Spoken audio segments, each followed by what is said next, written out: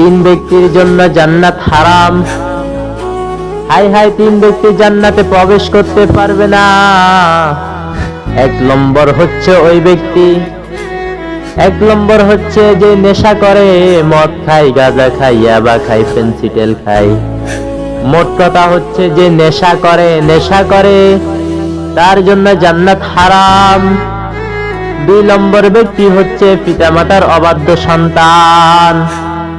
যে সন্তান পিতামাতার কথা শুনে না, যে সন্তান পিতামাতার হক আদায় করলো না, তার জন্য জান্নাত হারাম, সে জান্নাতে প্রবেশ করতে পারবে না। তিন নম্বর হচ্ছে যে পিতামাতার জন্য, তার স্ত্রীর জন্য, তার ছেলে সন্তানের জন্য, তার পরিবার পরিজনের জন্য গুনাহ করতে প্রস্তুত, আল্লাহর নাফরমানি করতে প্রস্তুত, আল্লাহর নাফরমানি করতে প্রস্তুত, যে তার পরিবার পরিজনকে খুশি করতে গিয়ে আল্লাহর নাফরমানি করে, তার জন্য জান্নাতে প্রবেশ করা হারাম, সে বেহেশতে প্রবেশ করতে পারবে না।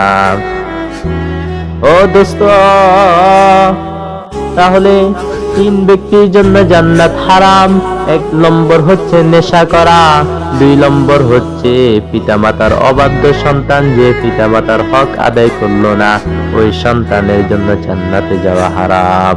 তিন নম্বর হচ্ছে পরিবার পরিজনকে খুশি করানোর মধ্যে সে আল্লাহর নাফরমানি করে, আল্লাহর নাফরমানি করে পরিবার পরিজনকে খুশি করতে গিয়ে ওই তিন নম্বর ব্যক্তির জন্য জান্নাতে যাওয়া হারাম।